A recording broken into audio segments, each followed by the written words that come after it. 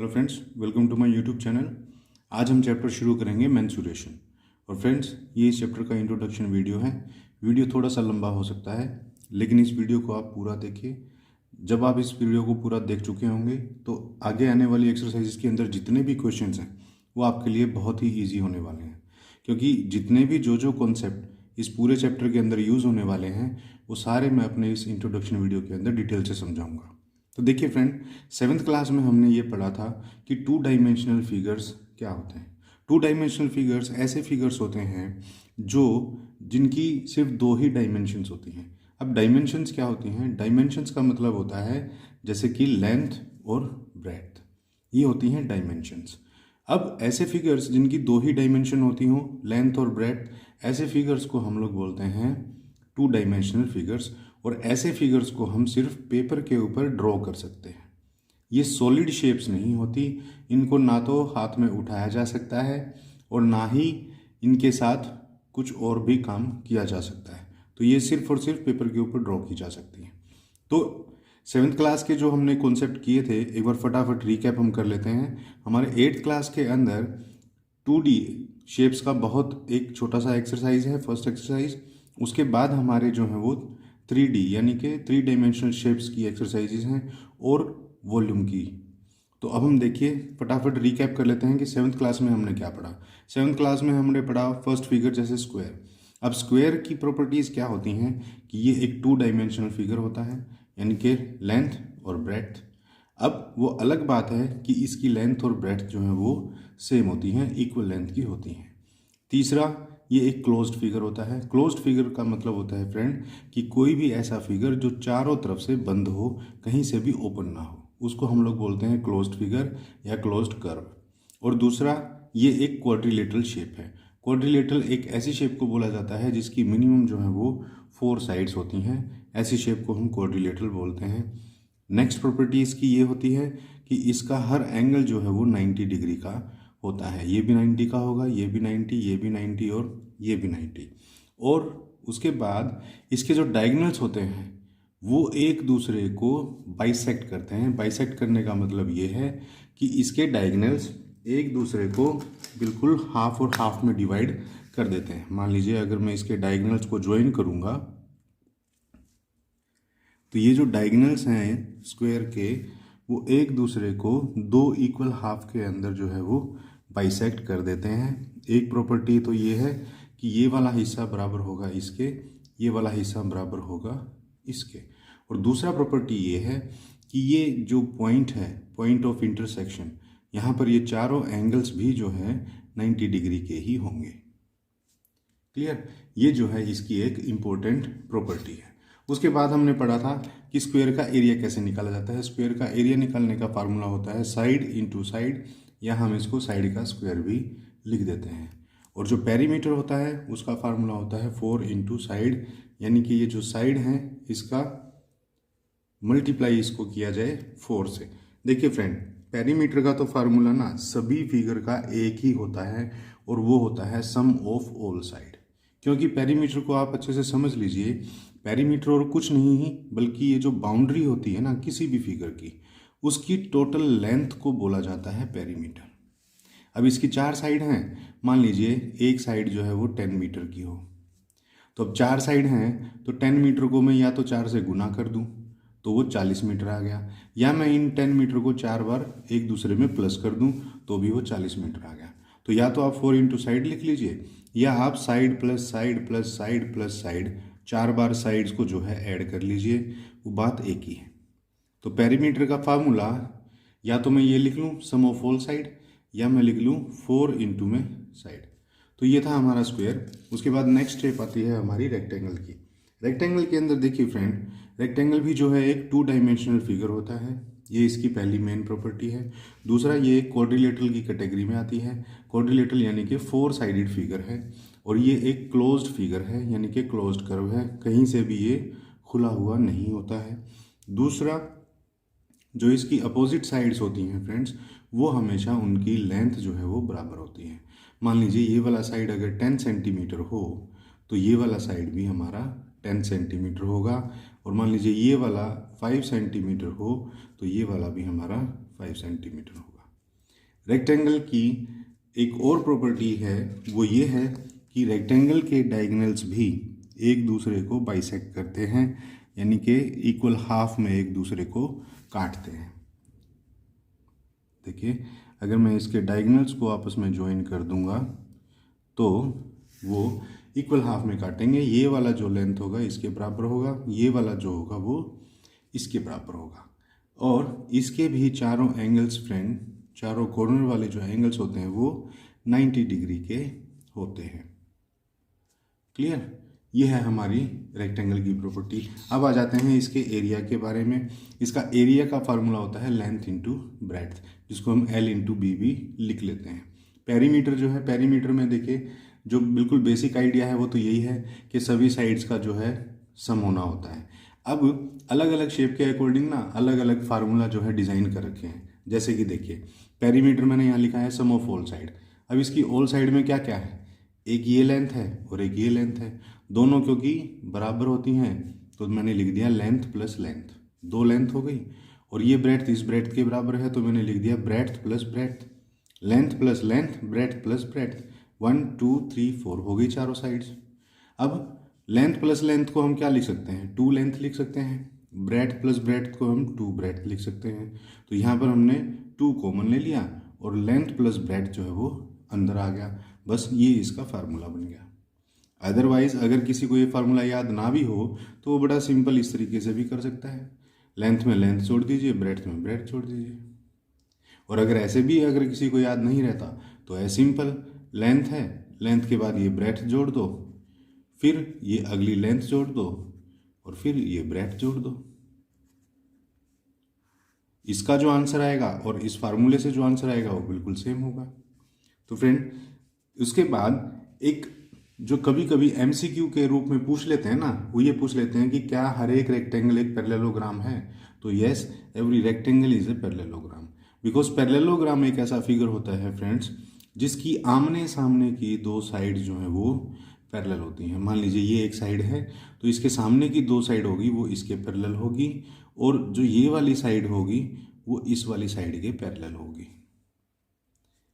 तो अगर ये पैरेलल है एक दूसरे के और ये इसके पैरेलल है तो इनकी लेंथ भी जो है ना वो आपस में सेम होगी।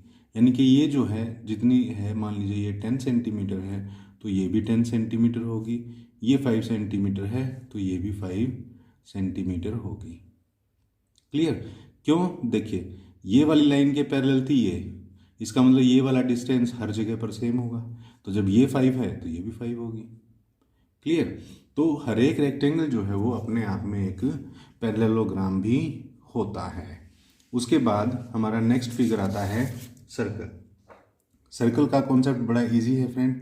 सर्कल जो है एक क्लोज्ड कर्व होता है, एक क्लोज्ड फिगर होता है जिसका एक पॉइंट होता है सेंटर, और सेंटर से लेकर इसकी सरकमफ्रेंस पर ये जो डिस्टेंस होता है इसको बोला जाता है इसकी रेडियस, और जनरली इसको हम आर से डिनोट करते हैं। और अगर इसी सेंटर से ये दूरी भी मैं और बढ़ा दूं, ये जो मैंने अलग कलर में बढ़ा रखी है, तो ये वाला डिस्टेंस और ये वाला डिस्टेंस अगर इन दोनों को मैं ऐड कर दूं, यानी कि ये आर है तो ये भी रेडियस होगी आर। अगर मैं आर में आर जोड़ दूं तो ये बन जाता है एक डायामीटर। यानी कि डायामीटर अगर मुझे निकालना हो तो मुझे रेडियस को 2 से मल्टीप्लाई करना पड़ेगा, वो होता है हमारे सर्कल का डायामीटर। और तीसरी बात यह है कि सर्कल की सेंटर से लेकर और सरकमफ्रेंस तक की दूरी हर जगह सेम होगी। यानी कि सर्कल की जो रेडियस होती है फ्रेंड्स वो हर जगह सेम होती है, कहीं पर भी डिफरेंट नहीं होती। और there can be thousands of radiuses, कितने भी इस सरकमफ्रेंस के ऊपर कितने पॉइंट लगा सकते हैं हम, देखो अनलिमिटेड पॉइंट लगा सकते हैं। तो सेंटर से किसी भी पॉइंट को ज्वाइन कर लो वही उसकी रेडियस बन जाएगी, और रेडियस का जो डबल होता है वो उसका डायामीटर कहलाता है। तो बहुत से क्वेश्चंस में ऐसा दे रखा होगा कि आपको सर्कल का डायामीटर दे रखा होगा, रेडियस नहीं दे रखी होगी। तो अगर डायामीटर आपको दे रखा हो तो डायामीटर का अगर हम हाफ कर देंगे तो वो हमारी रेडियस में कन्वर्ट हो जाता है। देखिए, अब बात आती है एरिया ऑफ सर्कल की। एरिया ऑफ सर्कल का फार्मूला होता है पाई आर स्क्वायर।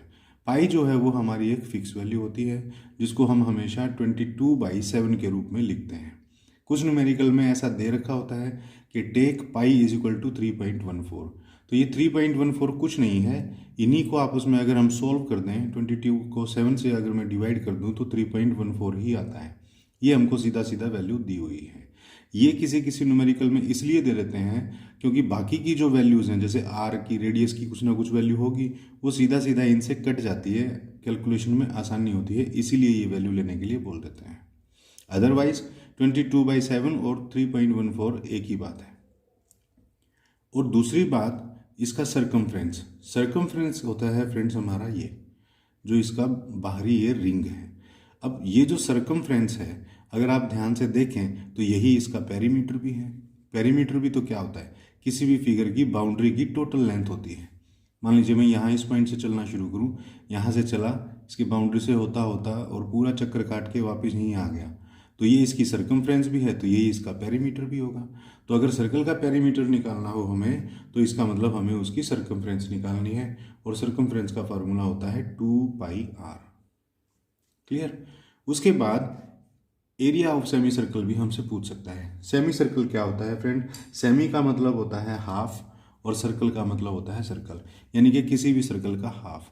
ये देखिए, ये डायामीटर है इस सर्कल का, तो इसके इधर आधा सर्कल है, इसके इधर आधा सर्कल है, तो इस आधे पोर्शन को, आधे सर्कल को हम लोग बोल देते हैं सेमी सर्कल। और सेमी सर्कल का अगर एरिया निकालना हो तो उसका फार्मूला क्या होगा, जो पूरे सर्कल का एरिया का जो फार्मूला है उसको 2 से डिवाइड कर देंगे, यानी कि πr²/2। और इसी तरह से अगर सेमी सर्कल का पेरीमीटर मुझसे पूछे तो 2πr जो फार्मूला है उसको 2 से डिवाइड कर दो, ये हमारा हो जाएगा सेमी सर्कल का पेरीमीटर। सर्कल के बाद जो है नेक्स्ट कॉन्सेप्ट हमारा आता है, वो है हमारा ट्रायंगल का। देखिए फ्रेंड्स, ट्रायंगल जो है एक ऐसा क्लोज्ड फिगर होता है जिसकी 3 साइड्स होती हैं, ठीक है, यानी कि 3 साइडेड कोई भी ऐसा फिगर जो तीनों कॉर्नर से क्लोज हो, यानी कि बंद हो, ऐसे फिगर को हम ट्रायंगल बोलते हैं। और ट्रायंगल की प्रॉपर्टी ये होती है कि इसकी 3 साइड्स होती हैं, 3 एंगल्स होते हैं, एक ये एंगल होता है, एक ये एंगल होता है, एक ये एंगल होता है, और किसी एक वर्टेक्स से सामने वाली साइड के ऊपर डाला गया परपेंडिकुलर, वो होता है इसका मीडियन। ठीक है। अब देखिए, अब बात यहाँ, क्योंकि ये मेंसुरेशन का चैप्टर है, तो बात यहाँ होगी एरिया और पेरीमीटर के बारे में। तो एरिया जो होता है ट्रायंगल का, वो होता है friend half into base into height. Base होता है फ्रेंड वो वाली साइड जिसके ऊपर कोई भी ट्रायंगल टिका हुआ होता है, तो यहाँ ये वाली साइड जो है बेस है। और हाइट होती है ट्रायंगल का, अगर मीडियन दे रखा है तो वही उसकी हाइट भी होगी। क्लियर। तो half into base into height वो होता है इसका एरिया। और पेरीमीटर जो है, पेरीमीटर तो हमको मालूम है, सम ऑफ ऑल साइड्स। अब कुछ ट्रायंगल्स हमारी ऐसी होती हैं जिसकी तीनों साइड जो है बराबर नहीं होती, जैसे स्केलिंग ट्रायंगल है। लेकिन कुछ कुछ ट्रायंगल ऐसी होती हैं जिसकी तीनों साइड बराबर होती हैं, जैसे इक्विलेटरल ट्रायंगल है। अगर कोई इक्विलेटरल ट्रायंगल है तो उसका तो फार्मूला सीधा सीधा बन जाएगा, 3 इंटू साइड कर दो। क्यों? क्योंकि तीनों साइड जो हैं वो बराबर होंगी, तो सीधा 3 से मल्टीप्लाई कर दो। लेकिन अगर तीनों साइड बराबर नहीं है तो हर एक साइड को अलग अलग प्लस कर लीजिए, वही उसका पेरीमीटर होगा।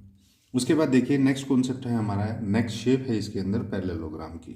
पैरेललोग्राम भी एक क्लोज्ड कर्व होता है और ये 4 साइडेड फिगर होता है फ्रेंड्स। और इसकी 2 आमने सामने की भुजाएं क्या होती हैं, पैरेलल होती हैं एक दूसरे के। देखिए ये वाली जो लाइन है ये वाली इसके पैरेलल होगी, और ये वाली जो लाइन है ये वाली इसके पैरेलल होगी। हमेशा ऐसा ही होगा। अगर ऐसा नहीं है तो वो फिर पैरेललोग्राम भी नहीं कहा जा सकता। बहुत बार हमसे पूछ लिया जाता है कि क्या रेक्टेंगल भी एक पैरेललोग्राम है। यस, रेक्टेंगल भी एक पैरेललोग्राम है, क्योंकि उसकी भी आमने सामने की भुजाएं जो है एक दूसरे के पैरेलल होती हैं और सिमिलर इन लेंथ होती हैं। इसकी भी जो है लेंथ बराबर होगी। मान लीजिए ये वाली साइड आपकी 10 सेंटीमीटर है, तो इसके सामने वाली भी जो है वो 10 सेंटीमीटर ही होगी। ये 20 सेंटीमीटर है तो ये भी 20 सेंटीमीटर ही होगी। अब बात आती है पैरेललोग्राम का एरिया निकालने की। पैरेललोग्राम का एरिया का फार्मूला होता है फ्रेंड बेस इंटू हाइट। अब देखिए ट्रायंगल के एरिया में और पैरेललोग्राम के एरिया में ना बड़ा क्लोज रिलेशन है। देखिए ट्रायंगल का एरिया का फार्मूला होता है half into base into height, और पैरेललोग्राम का होता है बेस इंटू हाइट। तो देखिए बेस इंटू हाइट इसमें भी है, बेस इंटू हाइट इसमें भी है, यहाँ हाफ है और यहाँ अपने आप में क्या है 1 है, जिसके आगे कुछ नहीं होता, इसका मतलब 1 से मल्टीप्लाइड होता है। यहाँ 1 है और यहाँ हाफ है। इसका मतलब क्या हुआ कि ये जो ट्रायंगल है इसका एरिया पैरेललोग्राम के एरिया से आधा होता है। इसका मतलब तो यही हुआ। तो इसका ये कैसे हुआ वो मैं आपको समझा देता हूँ। देखिए ये हमारा एक पैरेललोग्राम है। अगर इस पैरेललोग्राम के इस डायगोनल को मैं आपस में ज्वाइन कर दूं, यहाँ से अगर मैं ज्वाइन कर दूं इस तरह से, तो क्या हो जाएगा, मेरा ये जो पैरेललोग्राम है फ्रेंड्स, ये 2 ट्रायंगल्स के अंदर बट जाएगा। एक ट्रायंगल तो है हमारी ये वाली, एक तो ट्रायंगल हमारी ये वाली हो गई है ना। देखिए ये साइड है, ये साइड है और ये साइड है। एक ट्रायंगल तो ये हो गई, और दूसरी ट्रायंगल हमारी कौन सी हो जाएगी, दूसरी ट्रायंगल हमारी ये।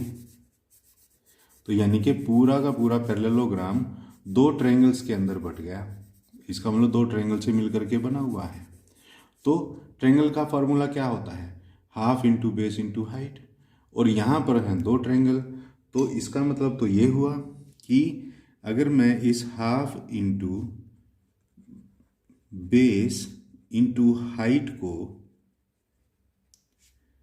2 से मल्टीप्लाई कर दूं, 2 से मल्टीप्लाई कर दूं, तो वो पैरेललोग्राम का एरिया हो जाएगा, क्योंकि इसके अंदर 2 ट्रायंगल्स आ रही हैं, 2 ट्रायंगल्स बन रही हैं। तो अब देखिए अगर मैं इसको सॉल्व करूंगा तो इस 2 से ये 2 कट गया है ना।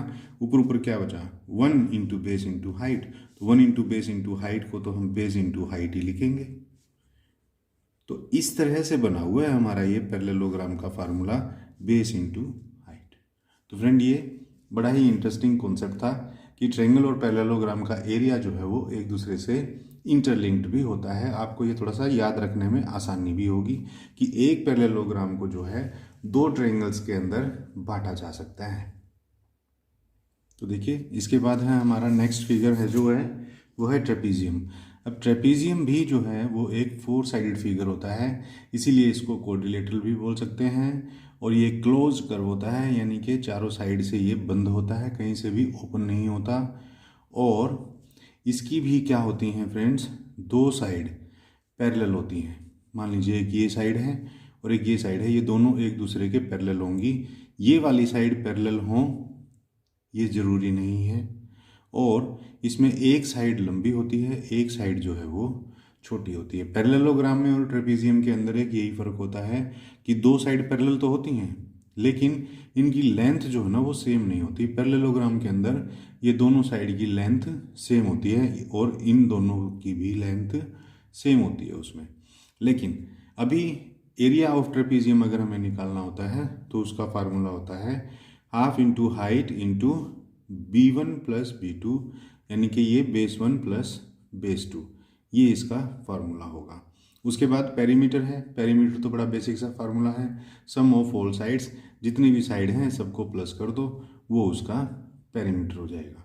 तो ट्रेपीजियम भी जो है वो लगभग पैरेललोग्राम जैसा ही फिगर है फ्रेंड। इसके अंदर मैंने आपको बताया, आप हमेशा याद रखिए कि इसकी 2 पैरेलल साइड तो होती हैं लेकिन उनकी लेंथ जो है वो सेम नहीं होती।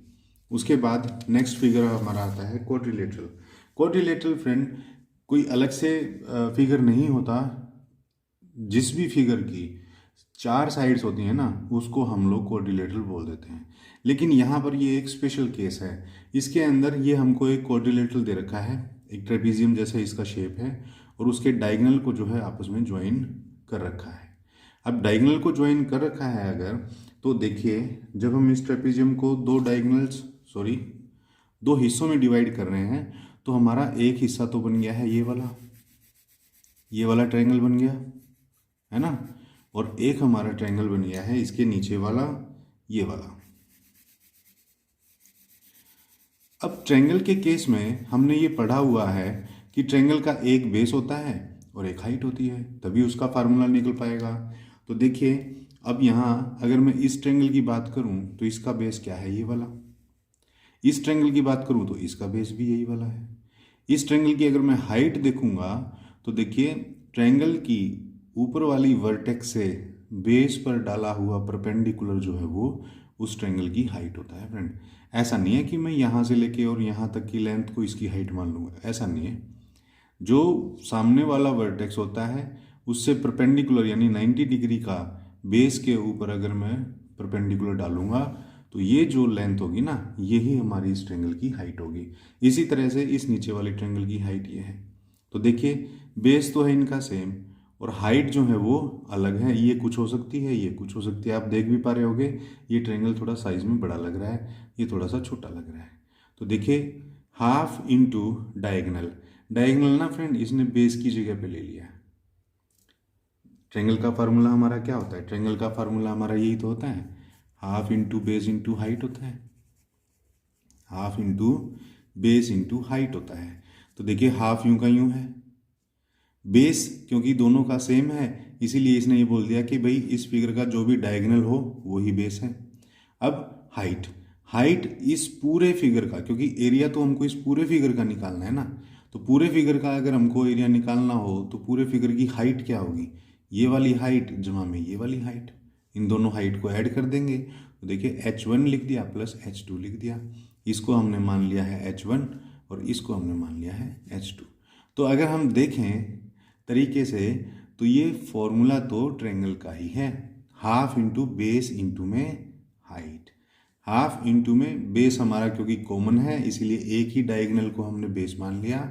हाइट हमारी दोनों अलग अलग हैं तो दोनों हाइट को हमने प्लस कर लिया, वो हमारा एरिया ऑफ क्वाड्रिलेटरल बन गया।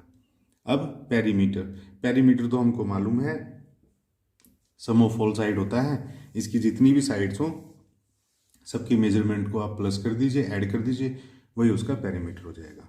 नेक्स्ट शेप है हमारी रोम्बस। देखिए रोम्बस जो है वो बिल्कुल एक तरह से स्क्वायर शेप होती है, इसकी भी 4 साइड होती हैं, क्लोज्ड फिगर होता है, चारों एंगल्स जो है वो 90 डिग्री के होते हैं। लेकिन इसमें और स्क्वायर में फ़र्क ये होता है फ्रेंड कि ये जो है टिल्टेड होता है थोड़ा, स्क्वायर जो है वो बिल्कुल सीधा सीधे बेस के ऊपर रखा हुआ होता है, ये जो है थोड़ा सा टेढ़ा रखा हुआ होता है, जैसे आपको काइट जैसा सा नजर आएगा। प्रॉपर्टीज इसकी और स्क्वायर की बिल्कुल सेम है। इसके भी 2 डायगोनल्स होते हैं, दोनों ही डायगोनल एक दूसरे को बाइसेक्ट करते हैं। बाइसेक्ट करने का मतलब ये होता है कि एक दूसरे को 50-50 में काट देते हैं। जैसे ये इसके बराबर होगा, ये वाली लेंथ इसके बराबर होगी, और यहाँ इस पॉइंट ऑफ इंटरसेक्शन पे जो ये एंगल बनते हैं फ्रेंड ये भी 90 डिग्री के ही होते हैं। क्लियर? तो इसका मतलब ये है, हम ये बोल सकते हैं all squares are rhombus and all rhombus are square. तो अब बात आती है रोम्बस के फार्मूले की, क्या? एरिया के फार्मूले की। एरिया हम निकालते हैं half into d1 into d2। अब यहाँ पर d1 इंटू d2 क्या है? देखिए d1 हमने इसको मान रखा है यानी कि ये डायगोनल 1, और d2 हमने मान रखा है डायगोनल 2 को। क्लियर? अब देखिए ये d1 इंटू d2 ये एक्चुअली में है क्या? अगर मैं इस रोम्बस को भी 2 हिस्सों में अगर बांटना चाहूँ तो ये भी 2 ट्रायंगल बन रही हैं। देखो एक ये ऊपर वाली ट्रायंगल बन रही है, ये वाली, और एक हमारी इसके नीचे वाली ट्रायंगल बन रही है, ये वाली, है ना? तो अब ट्रायंगल्स का फार्मूला क्या होता है? Half into base into height. Clear? अब half into base into height अगर मैं दोनों में जोड़ूंगा, देखिए half into base into height, एक ट्रायंगल में तो मेरा बेस होगा d1 और एक ट्रायंगल में मेरा होगा d2। अब मैं ऐसा कर लेता हूँ कि मैं d1 जो है उसको तो मान लेता हूँ बेस, और d2 जो है मेरा d2 ये यहाँ से लेके पूरा यहाँ तक। कारण क्या है? कारण ये है फ्रेंड कि मुझे एरिया तो पूरे फिगर का निकालना है ना, मुझे पूरे फिगर का निकालना है तो मुझे इन दोनों ट्रायंगल्स के एरिया को प्लस करना पड़ेगा। तो बेस तो मैंने एक डायगोनल को मान लिया, तो हाइट में इन दोनों की इकट्ठी क्लब करके लिख दूंगा, सम करके लिख दूंगा, तो सम तो मेरा d2 है पूरा। तो ये इस तरह से आया हुआ है, हाफ इंटू बेस इंटू में हाइट। तो ये रोम्बस का हमारा फॉर्मूला हो गया। और अगर पेरीमीटर निकालना हो तो पेरीमीटर तो बिल्कुल जैसा स्क्वायर का निकलता है वैसे ही निकलेगा, 4 इंटू साइड, क्योंकि इसकी चारों साइड जो होती हैं वो बराबर होती हैं। उसके बाद नेक्स्ट फिगर जो है फ्रेंड, अब आ जाते हैं हमारे 3D शेप्स, यानी कि 3 डायमेंशनल शेप्स। 3D शेप्स का मतलब ये होता है फ्रेंड, कोई भी ऐसी शेप जिसकी 3 मेजरमेंट हो। 3 मेजरमेंट का मतलब ये होता है कि उसकी लेंथ इंटू ब्रेड्थ और उसकी हाइट भी हो। इस बार हाइट उसमें ऐड हो गई है। देखिए यहाँ पर अगर इस डायग्राम में मैं देखूंगा, अगर मान लीजिए मैं इस लाइन को लेंथ लिखूं और ये वाली जो लाइन है या ये वाली हम मान लें इसको मैं ब्रेड्थ लिखूं, तो ये जो है ये हमारी होगी इस फिगर की हाइट। तो इसको बोला जाता है क्यूब। देखिए मैंने आपके लिए एक छोटा सा क्यूब बनाया है। मैंने क्या किया, मैंने एक पेपर से ही क्यूब बना दिया। देखिए ये है एक 3D शेप। 3D शेप का मतलब ये है कि इसके अंदर देखिए लेंथ भी है, ब्रेड्थ भी है, और ये अगर आप देख पा रहे हो तो ये मोटाई भी है। मोटाई को आप हाइट कह लो या आप इसको इसकी थिकनेस कह लो, एक ही बात है। तो देखिए लेंथ इंटू ब्रेड्थ और इंटू में हाइट, ये 3 चीज़ें हैं, 3 मेजरमेंट्स हैं। इसीलिए इन सॉलिड फिगर्स को हम 3 डायमेंशनल फिगर्स बोलते हैं। तो अब ये जो क्यूब है फ्रेंड, इसका हमको अगर एरिया निकालना हो, देखिए 3D शेप्स का हम सीधा सीधा एक ही बार में पूरा एरिया नहीं निकाल सकते।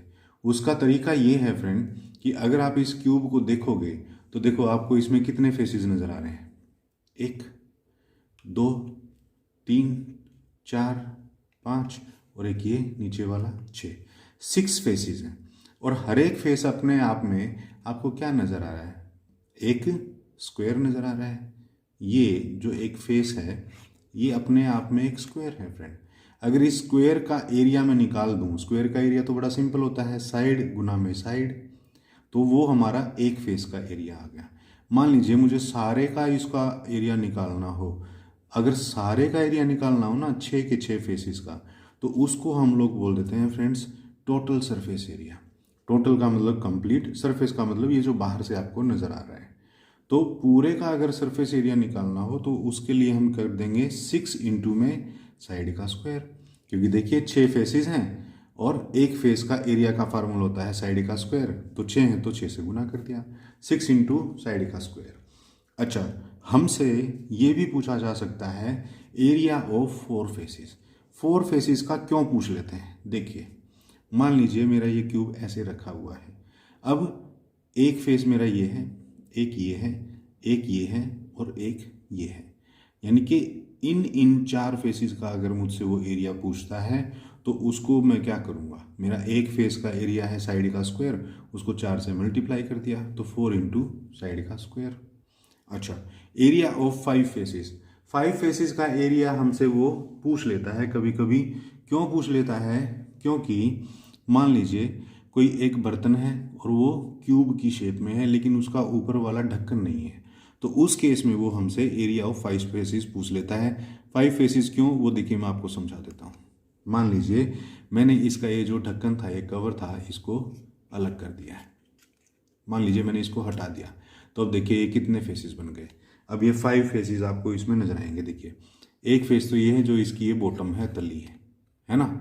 उसके बाद एक ये वाला फेस 2, एक ये वाला फेस 3, एक ये वाला फेस 4 और एक ये वाला फेस 5। तो अब ये 5 फेसेस हो गए, 4 फेसेस ये और एक फेस जो है ये बॉटम हो गया। तो हम क्या करेंगे, इसको निकालने का तरीका बड़ा सिंपल है। ये जो एरिया ऑफ 4 फेसेस था इसके अंदर एक एरिया ऐड कर देंगे, या यूं कह लो कि एक फेस का एरिया जो है साइड का स्क्वायर उसको 5 से गुना कर दो तो वो एरिया ऑफ 5 फेसेस आ जाएगा। तो बेसिकली क्यूब के अंदर हमें 3 ही चीजें वो निकालने के लिए बोल सकता है। एक तो एरिया ऑफ 4 फेसेस जो मैंने आपको बताया कि सिर्फ साइड के 4 फेसेस का एरिया, या एरिया ऑफ 5 फेसेस जिसके अंदर उसकी बॉटम भी शामिल हो, और या फिर पूछ सकता है total surface area. Total surface area का मतलब यही होता है फ्रेंड कि चारों तरफ से उसका एरिया कितना बनता है, वो होता है टोटल सरफेस एरिया। उसके बाद आता है क्यूब का वॉल्यूम। वॉल्यूम क्या होता है फ्रेंड, वॉल्यूम होता है कि किसी भी बर्तन के अंदर कितना मटेरियल जो है वो भरा जा सकता है, वो उसका वॉल्यूम होता है।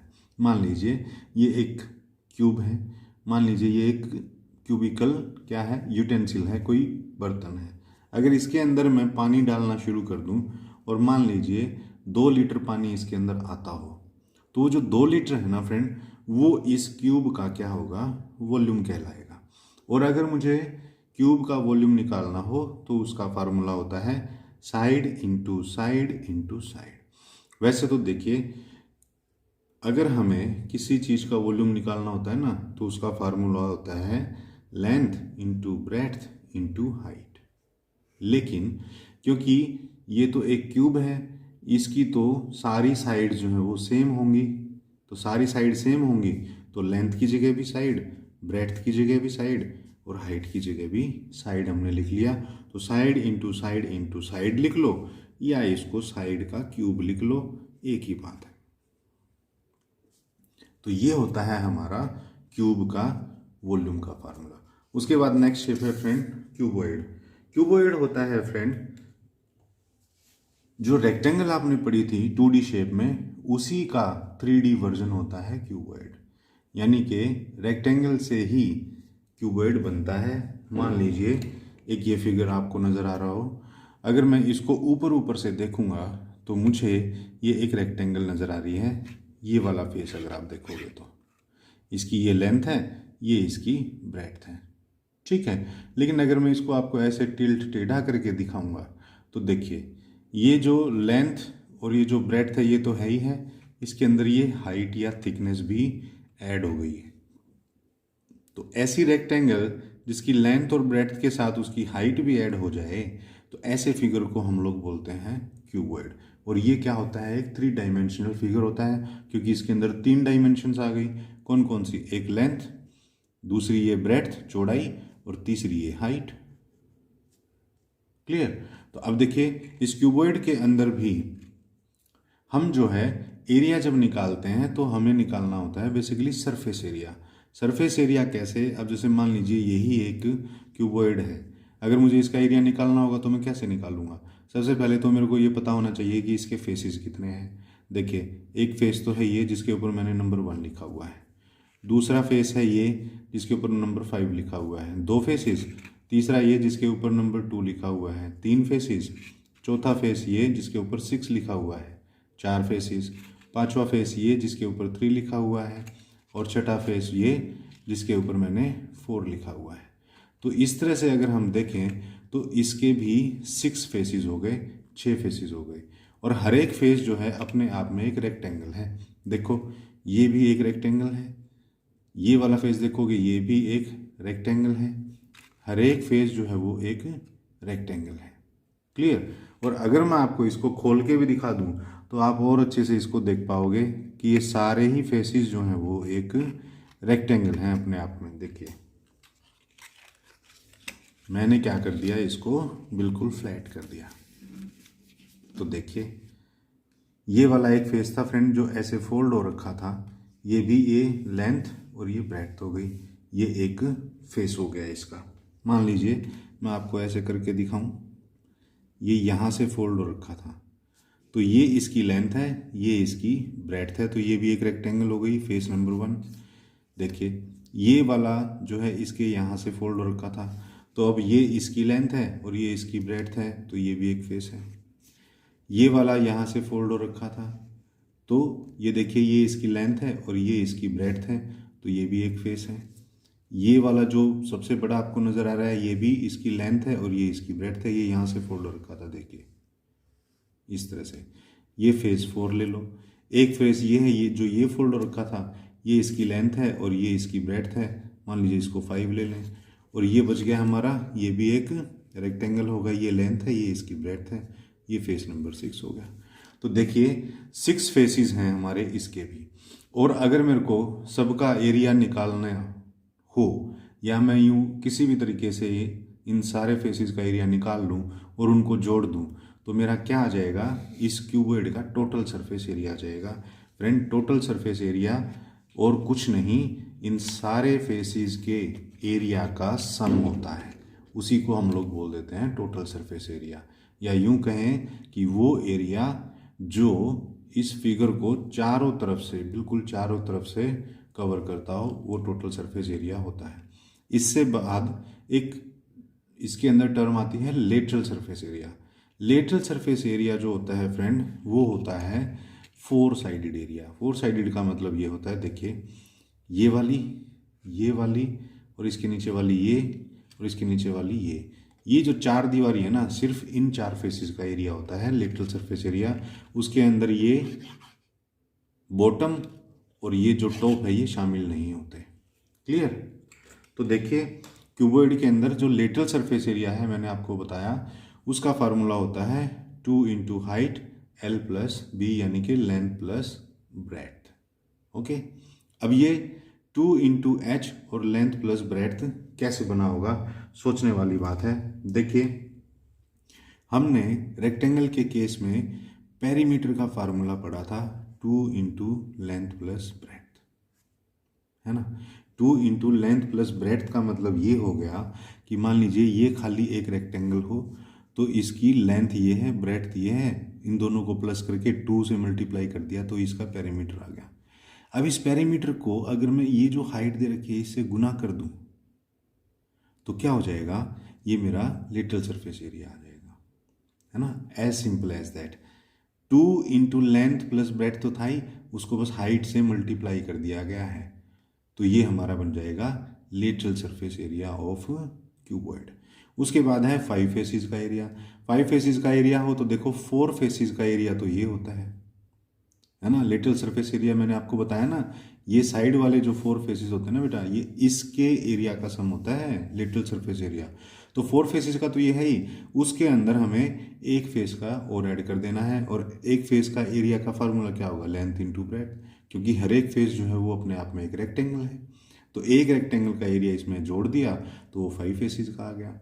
और अगर टोटल सरफेस एरिया निकालने के लिए बोल दे तो उसका तो हमने फार्मूला सीधा सीधा डिज़ाइन कर रखा है, 2 इंटू में length into breadth plus breadth into height plus height into length. ये हमारा हो जाएगा टोटल सरफेस एरिया। अगर मैं इसको ब्रैकेट को खोल करके देखूंगा तो मेरे पास ये एरिया 6 फेसिस का ही आ जाएगा, यानी कि जितने भी 6 फेसिस हैं उन सब का एरिया आ जाएगा और उनका सबका ये एडिशन आएगा। क्लियर? अब आती है बात इसके वॉल्यूम की। वॉल्यूम का फार्मूला बड़ा ही सिंपल है, length into breadth into height. तीन ही चीज़ें होती हैं इसके अंदर, लेंथ, ब्रेड्थ और हाइट, तीनों को मल्टीप्लाई कर दीजिए, वो इसका क्यूबॉइड का वॉल्यूम आ जाएगा। उसके बाद नेक्स्ट शेप आती है फ्रेंड्स हमारे पास सिलेंडर। सिलेंडर जो है ये भी बड़ा ही इंटरेस्टिंग फिगर है। ये भी क्या होता है, एक 3D शेप होती है। सबसे पहले देखिए, अब तक हमने बात की थी सरफेस एरिया की।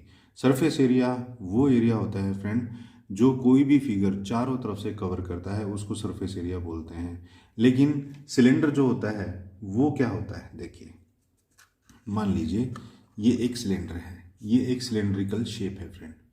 सिलेंड्रिकल शेप जो है वो, आपने पानी की पाइप देखी होगी, आपने पेन देखा होगा, ये सर्कुलर शेप होती हैं, बिल्कुल एग्जैक्टली सर्कल शेप में ये होती हैं।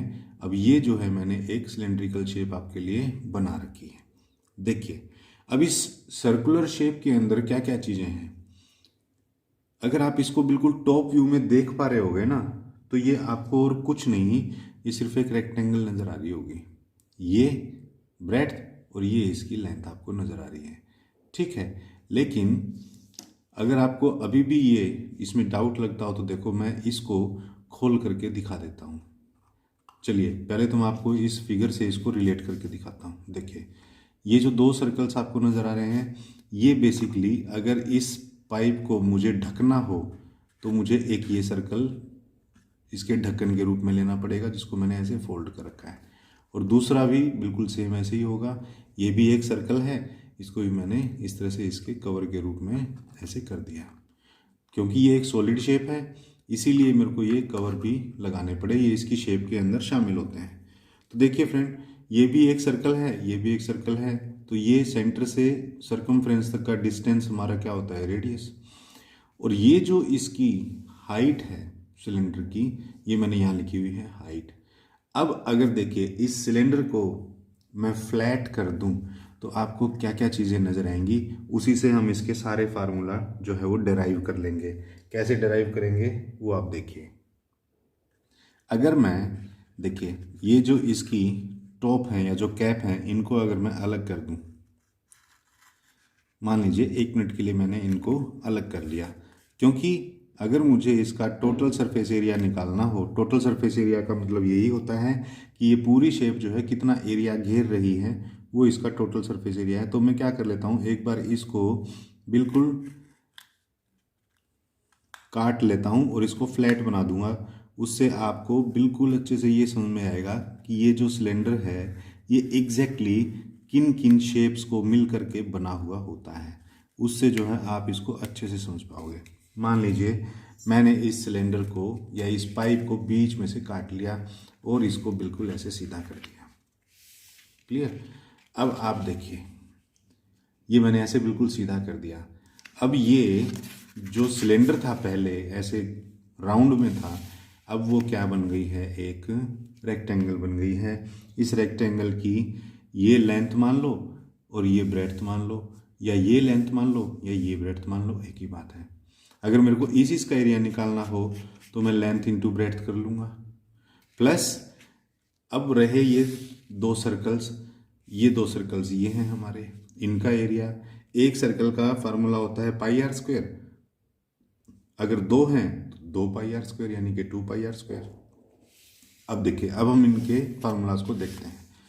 Curved surface area, curved surface area का मतलब होता है फ्रेंड कि ये जो सिलेंडर था हमारा, ये जो सिलेंडर था इस तरह से, इसका सिर्फ ये वाला पोर्शन इस तरह से लंबाई वाला, उसके अंदर इन दो सर्कल्स का एरिया जो है वो शामिल नहीं होता है फ्रेंड। वो होता है हमारा कर्व्ड सरफेस एरिया। ओके, उसके बाद कर्व्ड सरफेस एरिया ये बना कैसे, इसका फार्मूला होता है 2 pi r H. 2 pi r H कैसे बना, देखिए अगर मैं इसको थोड़ा सा ऐसे करके दिखा दूं आपको, तो ये जो बाउंड्री आपको दिखाई दे रही है ये एक सर्कल की सरकमफ्रेंस है, और सर्कल की सरकमफ्रेंस का फार्मूला क्या होता है फ्रेंड, 2 पाई आर होता है। अब इस 2 पाई आर को मैं एच से मल्टीप्लाई कर दूं, यानी कि ये जो हाइट है, तो ये मेरा आ जाएगा यहाँ से लेके यहाँ तक का कर्व्ड सरफेस एरिया। ये इस तरह से बना हुआ है। उसके बाद है surface area of open cylinder. Open cylinder का मतलब यही है कि जिसके ये जो दो कवर्स हैं ये हटा रखे हों, यानी कि जिसके आर पार जो है हम देख पा रहे हो, उसको इसने ओपन सिलेंडर बोला है। अच्छा सॉरी, ओपन सिलेंडर बोला हुआ है, इसका मतलब इसका एक ऊपर वाला जो है ढक्कन वो नहीं है, जबकि नीचे वाली एक बॉटम जरूर है, ताकि इसके अंदर हम कोई चीज़ स्टोर कर सकें। मान लीजिए ये बॉटम है और इसके ऊपर मैंने ऐसे ये बंद कर दिया हो, तो इसके अंदर आप अब कुछ भी डाल सकते हो, वो होता है ओपन सिलेंडर। तो इस ओपन सिलेंडर का फार्मूला बनाना तो बड़ा आसान है। देखिए 2 पाई आर एच था मेरा कर्व्ड सरफेस एरिया इसका, इसके अंदर ये एक सर्कल का फार्मूला ऐड कर दीजिए जो कि पाई आर स्क्वायर है, तो हमारा ये बन गया 2 pi r h plus pi r square. Clear. इसको इसने जो है सोल्व करके देखिए, पाई आर इसमें भी था, पाई आर इसमें भी था, पाई आर कॉमन ले लिया तो अंदर अंदर आ गया 2h प्लस एक आर इसमें से बच गया, तो ये हमारा फार्मूला ऐसे बना हुआ है। उसके बाद है total surface area. Total surface area के अंदर तो फ्रेंड सारा ही एरिया शामिल होता है, उसके अंदर कर्व्ड सरफेस एरिया भी होता है, प्लस में ये दो जो सर्कल्स हैं ऊपर नीचे टॉप एंड बॉटम, इनका एरिया भी शामिल होता है। तो देखिए 2 pi r h curved surface area था मेरा, वो ले लिया, प्लस दो इन सर्कल्स का फार्मूला ले लिया मैंने 2 pi r square. Pi r square एक सर्कल का होता है, क्योंकि दो सर्कल हैं तो इसलिए 2 से मल्टीप्लाई कर रखा है। अब इनको अगर मैं सोल्व करूंगा तो देखिए 2 पाई आर इसमें भी है, 2 पाई आर इसमें भी है, 2 पाई आर कॉमन ले लिया, यहाँ h इसमें से बच गया और यहाँ एक सिंगल r इसमें से बच गया, तो ये हमारा फार्मूला बन गया 2 pi r into h plus r. ये हमारा फार्मूला हो गया टोटल सरफेस एरिया का। उसके बाद आता है वॉल्यूम। वॉल्यूम फ्रेंड जो है उसका फार्मूला यही है पाई आर स्क्वायर एच। इसका मतलब ये हुआ कि एक नीचे वाला जो बॉटम वाला सर्कल है उसका एरिया ले लो और उसको सीधा हाइट से मल्टीप्लाई कर लो, वो सीधा ऊपर तक का हमारे पास टोटल एरिया आ जाएगा और वही हमारा वॉल्यूम होता है। तो फ्रेंड ये था बड़ा इंटरेस्टिंग इसका कॉन्सेप्ट है सिलेंडर का। क्लियर। उसके बाद हमारा जो है एक्सरसाइज शुरू होंगी फ्रेंड। एक्सरसाइज हम लोग करेंगे नेक्स्ट वीडियो में।